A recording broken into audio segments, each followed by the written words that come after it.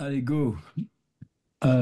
Ouais, c'est bizarre parce que ça fait 34. Pour moi, on arrête parce que je voudrais vraiment me concentrer après sur ce qu'on va faire à atelier d'été. C'est pas exclu que dans l'atelier d'été, on se fasse aussi des directs comme ça. C'est sûr que pour moi, ce qui s'est passé là, cette année, c'est tellement bizarre, le niveau de ces textes et comment ça a pulsé, que j'ai envie de recommencer l'an prochain. J'ai besoin aussi donc de vos retours, débriefs et tout ça, et comment vous voyez ça, même si évidemment, c'est pas une assignation à perpétuité, puis que ça pourrait être d'autres gens, puis que vous, le mardi, vous alliez manger des frites où vous voulez, ou autre chose. Donc là, nous, on est parti la semaine, il y a 3 semaines, avec Marguerite Duras. Je voulais qu'on ait un petit peu une fin un petit peu différente. Simplement, il n'y a jamais de fin dans ces histoires-là, donc c'est mal barré. Mais on a fait 2 séances avec l'été 80. Et j'ai compris, comme Hugo était pas là la deuxième, j'ai compris pourquoi la première, il avait fait la première et la deuxième à la fois, dans sa grande prescience. Mais on a eu une super avancée sur l'été 80. Et après, je voulais pas quand même rester tout le temps sur le même. Donc l'an dernier, la semaine dernière, il y a eu cette séance sur l'homme assis dans le couloir et c'était vraiment funambule parce que, avec ces deux personnages plus narratrices insérés dans le dispositif et toutes les combinaisons qu'il pouvait y avoir, mais ça a donné là justement ce que je vais vous renvoyer, puisqu'apparemment vous êtes plusieurs à pas l'avoir reçu. Et là, je voulais qu'on qu'on reprenne pour moi un texte qui est un petit peu canonique, donc la mort du jeune aviateur anglais là dans Écrire. Et c'est un truc que j'ai plusieurs fois visité en atelier, mais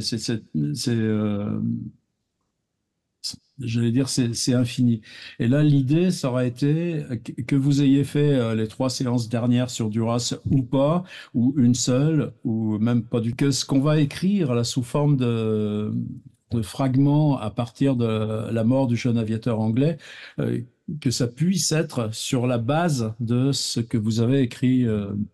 La Salut, camion poubelle. La première, enfin dans les, dans les 3 dernières séances avec Duras. Alors là, faut que je compte mon temps. On va partir dans écrire. Je vais faire partager le bureau. Ce sera, hop là, plus simple pour trouver. Vous êtes en train de partager votre écran. Merci. C'est justement ce que je te demandais. Donc, m'emmerde pas, mais il me cache la petite euh, case pour que j'accède. Des fois, il fait exprès d'embêter les gens Zoom. Voilà, là j'ai l'EPUB d'écrire. Si vous le voulez, je peux vous l'envoyer aussi. Vous me direz, parce que, euh, c'est du, c'est du piraté, mais en fait, il y a longtemps que je l'avais déjà scanné aussi. Alors, écrire, c'est un recueil. Et contrairement à, justement, par rapport à l'homme assis dans le couloir qu'on avait traité la semaine dernière, où c'était chez Minuit et on avait 30 pages et c'était un livre conçu comme livre et publié comme livre. Écrire, c'est un recueil, mais la dédicace, là, elle est... Elle a, c'est le nom là, de ce jeune aviateur anglais, mort à 20 ans à Vauville en mai 44. On va revenir voir ça de près, à une heure restée indéterminée. C'est l'humour si particulier de cette chère Marguerite. Et ce qui veut dire que la mort du jeune aviateur anglais a quand même un rôle vraiment spécifique dans le recueil en question. L'événement de Vauville, il remet une couche ici. Je l'ai intitulé La mort du jeune aviateur anglais. En premier, je l'ai raconté à Benoît Jacot qui était venu me voir à Trouville. Et c'est euh, tout le livre à partir de cette ambiguïté. Je pense que ces entretiens avec Benoît Jacot, vous les avez probablement déjà vus ou accédés. On les trouve plus ou moins sur YouTube, mais c'est surtout un DVD que là on trouve normal dans toute bibliothèque normalement constituée. Et c'est ça la grande ambiguïté de ces textes. C'est-à-dire c'est Duras qui raconte à Benoît Jacot ce récit. Écrire, c'est un entretien avec Jaco et son équipe. Ce film, une fois fait, donc elle raconte une histoire, ils font un film. Ce film, une fois fait, on est allé dans ma maison, là, donc de Naufle et plus Trouville. Anne a sans doute, elle connaît aussi le jardinier. J'ai parlé de l'écriture, et il faut voir là cet entretien. Je voulais tenter de parler de ça, l'entretien a été filmé avec la même équipe, etc. Et ce qui est très étrange, c'est que pour moi, pas question de démêler. Je me d'ailleurs regardé de près la différence entre le texte écrit, si c'est une transcription, si c'est réécrit, et comment ça joue par rapport à l'oralité de l'entretien. Mais globalement, on est dans la même force. Alors, écrire, donc voilà ce texte qui vient en deuxième. Alors, là encore, il est tellement canonique maintenant que il y a à la fois ces choses, euh, phrases comme ça, la solitude de l'écriture, c'est une solitude sans quoi l'écrit ne se produit pas, où il s'est mis à être exsangue de chercher quoi écrire encore, etc. Mais en même temps, il y a tout ce truc extrêmement concret de son rapport à sa maison, pourquoi elle a acheté sa maison, écrire, c'était ça la seule chose. Le ça tellement bizarre qu'il en chantait, l'écriture ne m'a jamais quitté pendant l'habitude d'avoir toujours, dans le cas d'insomnie et désespoir, subi. Puis elle y va aussi sur ses amants et tout ça, et qui supportaient pas Naufle le château, c'était très bien pour les éjecter. Les fêtes à la maison, parce que quand on est de gauche comme Marguerite, ça se fait pas d'être propriétaire. Donc elle dit, ah, j'achète ça, c'est pour mon fils. Mais à un moment donné, le fils, il vient que faire des fêtes avec la bande Gallimard. Ouais, son rapport au piano. Donc, à un moment donné, elle vire tout le monde. Elle écrit dans sa pièce, dans sa chambre au premier étage. Elle descend et elle installe la table en plein rez-de-chaussée. Voilà, les droits de cinéma de mon livre Un barrage contre le Pacifique. Et il y a toujours cette alternance avec la question de l'écriture. Voilà la période où elle vire tout le monde. Et bon, je passe parce que ce texte, soit vous le connaissez, soit, puisque mardi prochain on fait pas atelier, ça vous- ce sera génial que mardi prochain vous alliez vous mettre dedans. Et cette fameuse mouche. Moi, au début, écrire, je savais pas comment le prendre. Puis c'est ma fille avec qui j'étais tout à l'heure, euh, qui devait avoir bien 14 ans ou 15 ans à l'époque, qui feuillette ce bouquin sur ma table, celui-là même, et elle tombe sur le passage de la mouche, et elle me renvoie le livre à la figure. La mouche, c'est génial! Mais tout ça, vous connaissez.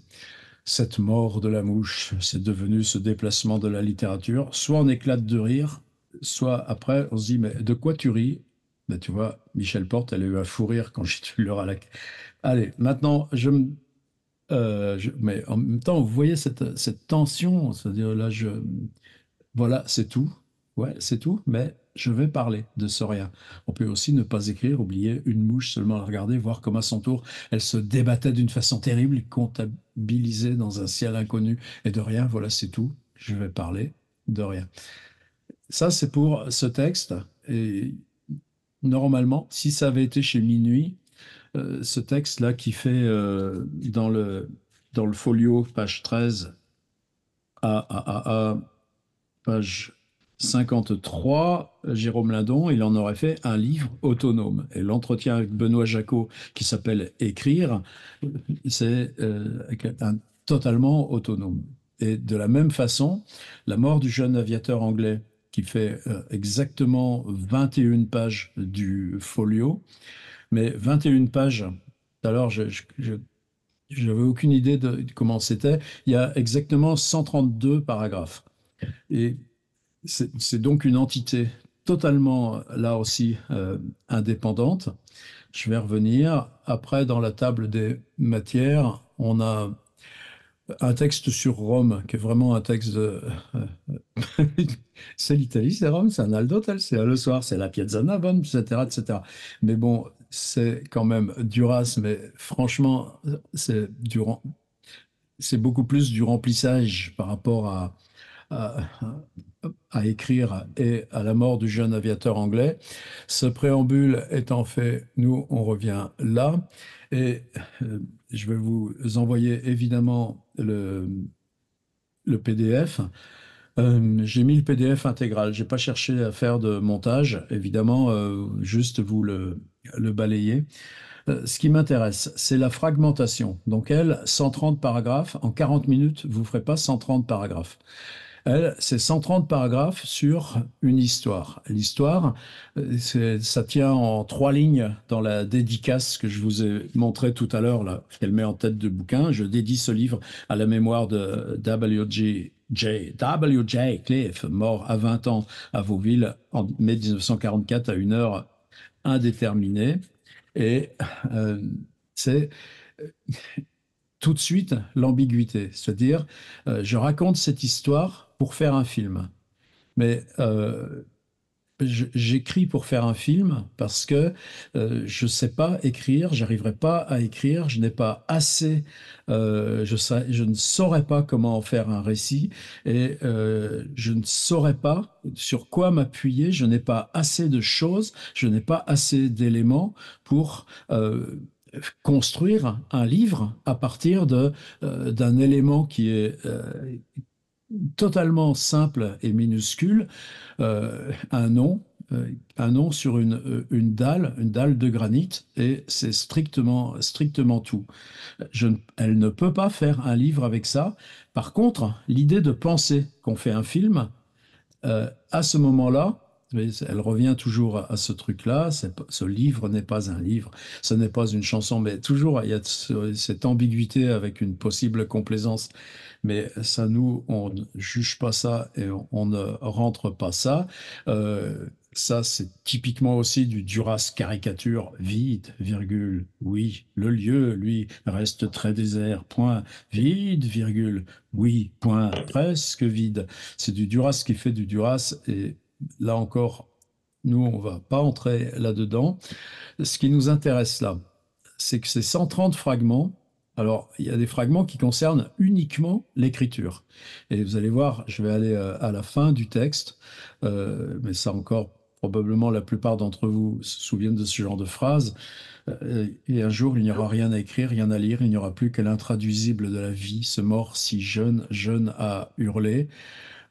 Toujours cette question que rêver à un film, c'est travailler avec le lecteur sur faire entrevoir au lecteur le film qu'il est possible de faire avec cette histoire. C'est le biais aussi pour que justement on installe un dépôt de texte, mais ce dépôt de texte en lui-même constitue le livre, et le livre, c'est rêver à ce film, et pendant ce temps-là, vous êtes dans ce texte, et ce texte devient livre parce que vous avez ce rapport à la durée, au récit, etc. Sans laquelle il n'y a pas d'écrivain, pas de livre, rien. Il y a une phrase encore plus forte, là, c'était sur ce truc, même l'écriture. Voilà. Mais je ne veux pas trop m'attarder, c'était sur le mot égaré. Si je cherche le mot égaré, je vais probablement le trouver de suite. Euh, bon, égaré quelquefois. Non, ça c'est dans écrire. La mort du jeune aviateur. Voilà, ça. Il y aurait une écriture du non-écrit. Un jour, ça arrivera, une écriture brève, sans grammaire, une écriture de mots seuls, le vide, virgule, oui, des mots sans grammaire de soutien, égarés, là écrit et quitté aussitôt. Et ce genre de choses, quand on est dans le texte, là, avec le nez là, au ras des lettres, ça peut nous emmener intérieurement hyper loin. C'est-à-dire, justement, il y aura une écriture du non-écrit. D'accord, ce truc, mais dans un double sens, là, elle parle sur 23 pages de ce récit qu'elle ne peut pas faire, qu'elle ne va pas faire, et qui restera non écrit parce qu'elle n'a pas assez d'éléments. Mais en travaillant sans arrêt sur le non écrit de ce W.J. Cliff, eh bien, on a ce texte qui est devenu un de ses principaux et un de ses ultimes d'ailleurs. Une écriture brève sans grammaire, voilà. Alors maintenant, je reprends et je suis toujours dans mon temps. Vous voyez, toujours ces quatre, merde, pardon, excusez-moi, je suis grossier en plus. Ces 130 paragraphes, il y a au moins quatre strates différentes. Quatre strates qui sont, par exemple, ici, attends, si je parle tout petit peu avant, on est dans quelque chose de totalement descriptif. La tombe est seule, comme lui l'a été, elle a son âge de mort. Euh, Comment, on ne sait pas, l'écart de la pelouse, du petit jardin ici, la proximité de l'autre cimetière, mais vraiment, comment dire ça, comment faire se rejoindre. On est dans quelque chose de son rapport, elle, à l'objet qu'elle veut écrire. Elle a un autre, elle reprend la même image, mais cette fois, elle va les reprendre en installant une poétique de la prose.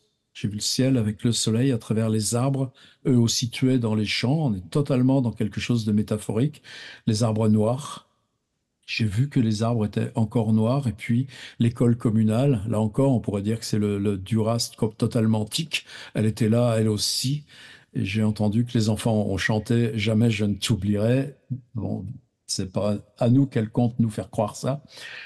Et si je reprends le début de cet aviateur, le début, le commencement d'une histoire. Déjà, même cette phrase-là, vous pouvez vous en servir de déclencheur. C'est-à-dire que moi, ce que je voudrais, c'est que sur un des textes là que vous avez fait dans les quatre, un ou le seul que vous avez fait, ou si les trois correspondent déjà à décrivent une entité, eh ben, qu'est-ce que ça désigne comme histoire? Et on va pas le constituer comme histoire, on va installer des fragments qui donnent comment ça pourrait se constituer comme histoire. C'est une direction de l'écrit. Je crois que c'est une direction de l'écrit. Moi, ce que je voudrais qu'on fasse ce soir, c'est que vous repreniez un des textes là, des trois dernières séances et que vous les appréhendiez pour trouver qu'est-ce que serait une direction de l'écrit depuis ces textes. Et ça, c'est peut-être encore brutal, mais elle nous aide. À toi, lecteur. Et quand on lit ça, alors, ça se passe dans un village très près de Deauville, à quelques kilomètres de la mer. Très bien, le guide Michelin, c'est gentil. Ça se passe à Combray, ville inventée qui s'appelait Illiers dans la Beauce. Et puis là, ce village s'appelle Vauville. Bon, pourquoi pas? Village, maintenant le nom du village. Et puis elle rajoute ça. Mais franchement, déjà, elle se fout de notre gueule ou quoi? Euh, Vous, dans cet atelier, à part mon collègue Hugo, vous n'avez jamais connu ça. Mais nous, à l'école primaire, on apprenait par cœur les départements français, y compris l'outre-mer, qui n'était pas encore 95 et 97. Mais qu'est-ce que ça rajoute? C'est rien. Simplement, le mot Vauville, tout d'un coup, il est comme on le chercherait sur Wikipédia et que Vauville, Calvados, 1440, etc. Et elle reprend le truc. C'est-à-dire, ça se passe dans un village près de Deauville. Elle dit pas Trouville d'ailleurs, alors qu'elle sait Trouville qu'elle habite, c'est pas Deauville. Elle reprend le mot. Attends, il y a quelqu'un qui me met du micro là. Voilà, coupez bien les micros. Et elle reprend le mot Vauville. Qu'est-ce qui prouve que c'est Vauville? Ça se passe à quelques kilomètres de la mer. C'est immense, quelques kilomètres de la mer. Vauville, comment tu le sais?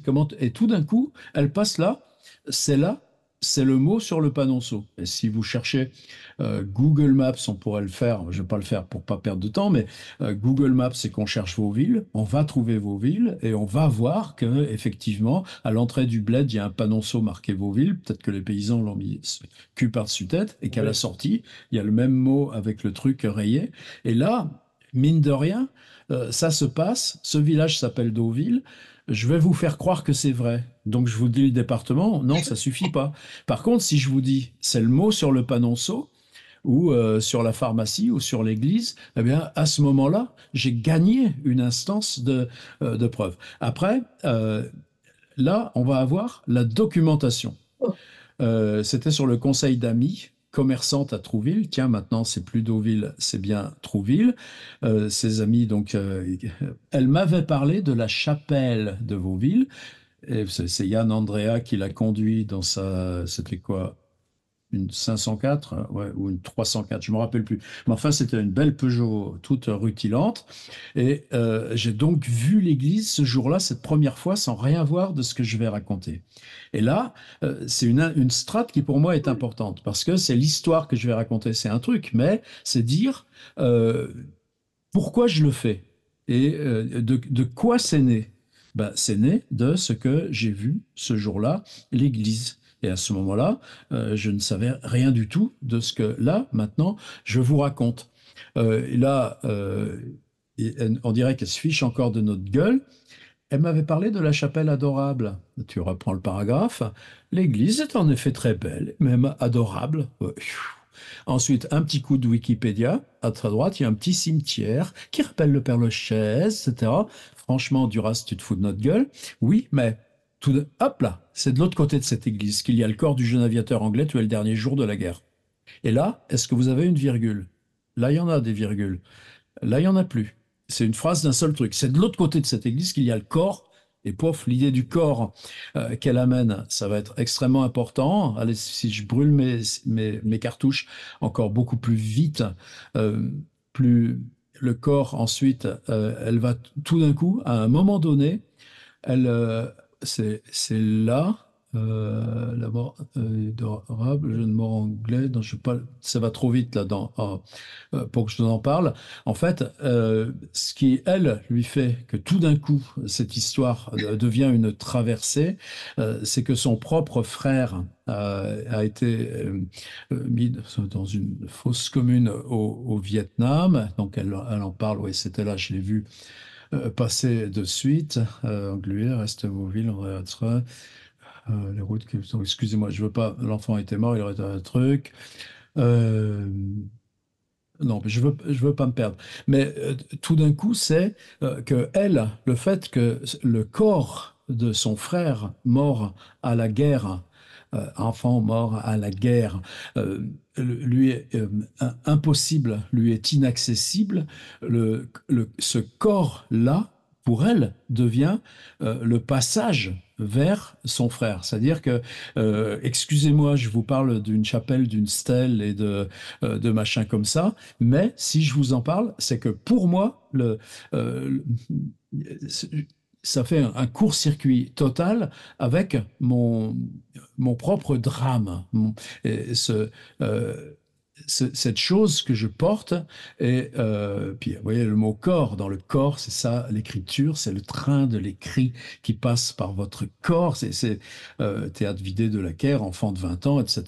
Et je sais pas où est le mot frère là-dedans si je le cherche, mais je dirais dans la mort du jeune aviateur, voilà, ça y est, merci mon petit frère est mort pendant la guerre du Japon. Il est mort, lui, sans sépulture aucune, jeté dans une fosse commune par-dessus les derniers corps. Ces choses si terribles à penser qu'on ne peut pas la supporter et dont on ne sait avant de l'avoir vécu. C'est pas le mélange des corps, pas du tout. C'est la disparition de ce corps dans le masse des autres corps. C'est le sien, son corps à lui, jeté dans la fosse des morts, sans un mot, sans une parole, sauf celle de la prière de tous les morts.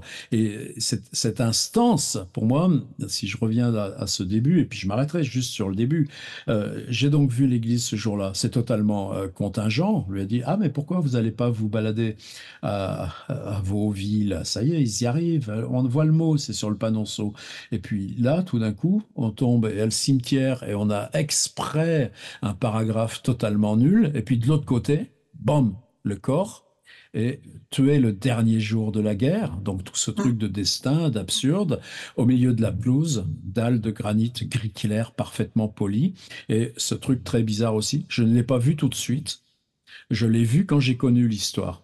Et là encore, l'enquête, donc là, par exemple, elle raconte l'histoire de façon indirecte, je m'arrête dans 2 minutes, et c'est-à-dire qu'elle donne l'histoire telle qu'on la lui a rapportée, mais c'est seulement après, à mesure qu'elle ouvre les cercles, qu'elle va, euh, elle va à la pharmacie et que la pharmacienne, voilà, surtout la vieille gardienne de l'église, et c'est la gardienne qui lui raconte le vieux monsieur anglais qui venait tous les ans et que c'est lui qui a construit la stèle et que c'est lui qui venait. Et puis simplement le vieux monsieur anglais, eh bien maintenant le, il vient plus, mais etc.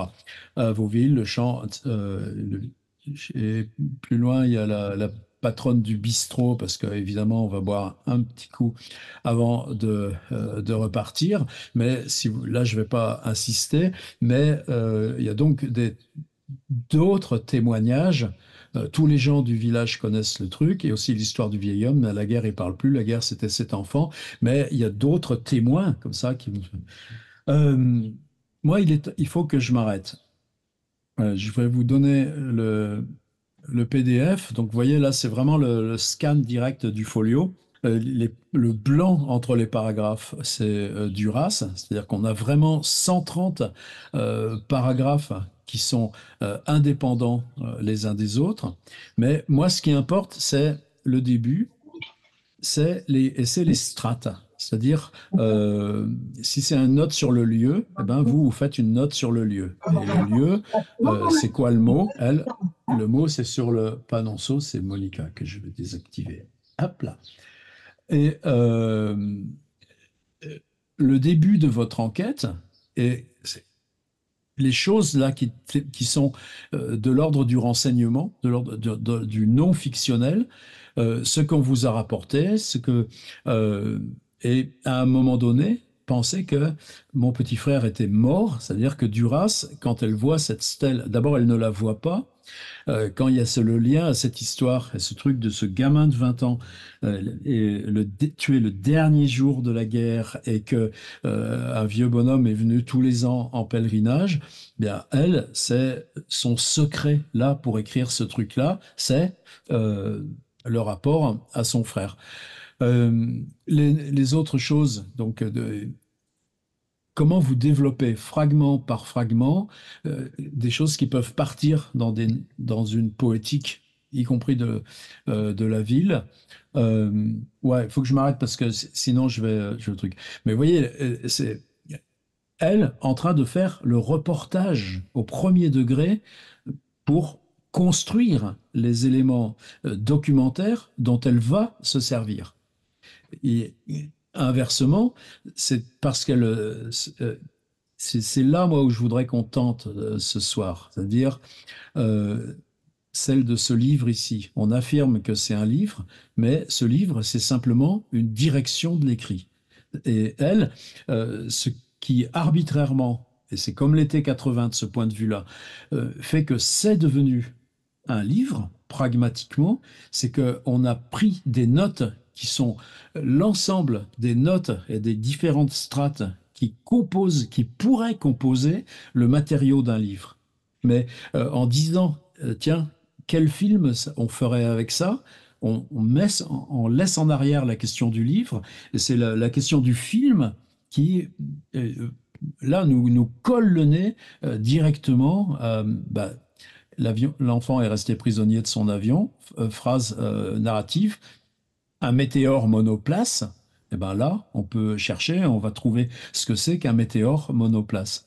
Et c'est comment alors, c'est pour ça que j'aimerais bien que vous preniez un texte déjà écrit là dans les dernières séances là, à partir de l'été 80 ou de la semaine dernière là, avec les personnages, construire le maximum de notes, d'enquêtes, de développement de fragments de paysages. Il y a l'église, il y a le bistrot, il y a le cimetière, il y a la pharmacie, il y a les histoires qu'on rapporte, les histoires qu'on raconte, et tout ça. Et nous, là, 40 minutes pour, sans, sans regarder l'écriture. Euh, et on improvise, on ne s'improvise pas pour écrire je dirais, dans ces sommets, les yeux vidés de la vue, sans plus de regard fixe, tournés vers plus rien. Ça, là, toujours 20 ans, on ne sait pas, on n'a pas regardé, et d'être capable d'écrire quelque chose d'aussi simple que «Et moi, je pleure», Il y a eu les crépuscules du bleu des yeux de ces enfants de l'école. Il y a eu cette couleur bleue dans le ciel, du bleu au-dessus de la mer. Il y a eu tous les arbres, etc., etc. On est dans un sommet de Duras, donc méfiez-vous. On part pas en funambule. On n'est pas le cercle du soleil pour partir directement là. Mais vous voyez, ces notes sur l'écriture, bah là, dans les petits fragments que 40 minutes vous allez collecter pour faire comment le texte dont vous disposez déjà pourrait pragmatiquement devenir un film, un livre. C'est direction, ça inclut donc aussi les notes sur l'écriture. La préhistoire, on a droit à tout. Voilà, j'arrête mon baratin parce qu'il est l'heure. Deux messages. En deux phrases, me fait un résumé. Il y a toujours quelqu'un qui me fait le plan C'est moi, à chaque pitié. fois. Bon, bah, help yourself. Voilà, la consigne, elle est simple. On reprend un des textes écrits dans les 3 dernières semaines, ou l'ensemble des trois. Comment elle s'appelait, la Migolette, là? Migette, Miguette, Magolette. Ah, Bon, la Gringalette. grinlette, tata grinlette. La Grinlette. Bon, on y est. Et à partir des strates là, de Duras que je vous envoie là dans le PDF, je vais vous mettre l'EPUB aussi de écrire. Mais vous avez tous forcément à écrire sur vos étagères. Ah, et dites pas non, sinon ça va me désespérer. Vous pensez que c'est des notes qui vont dans tous les sens, mais qui incluent des notes sur l'écriture, des notes sur pourquoi nous, on est reliés par nécessité à cette histoire. Et elle, ça, c'est son frère. Et ces notes, c'est aussi le paysage. C'est à côté de l'église, il y a le cimetière. Et puis, si je vais à la pharmacie, la pharmacienne me dit ça. Et l'histoire qu'on m'a rapportée. Et puis, l'avion, c'était un météore monoplace. Et voilà. C'est bon, j'ai compris. Merci, merci. Génial. Tu vois, c'est beaucoup mieux d'arriver à 19h28. Non, non, je suis confuse. Je vous mets l'EPUB ou pas? Ça vous intéresse? Voilà. Partez avec ça. Mais il y a ce lien avec la base, c'est les textes que vous avez écrits ces 3 dernières semaines, ou un d'entre eux ou un seul, et on développe 130 notes, 130 notes qui vont faire 21 pages sur l'écriture, les lieux, l'enquête, le reportage, les archives, et le maximum de ce qu'on peut aller conquérir là-dessus.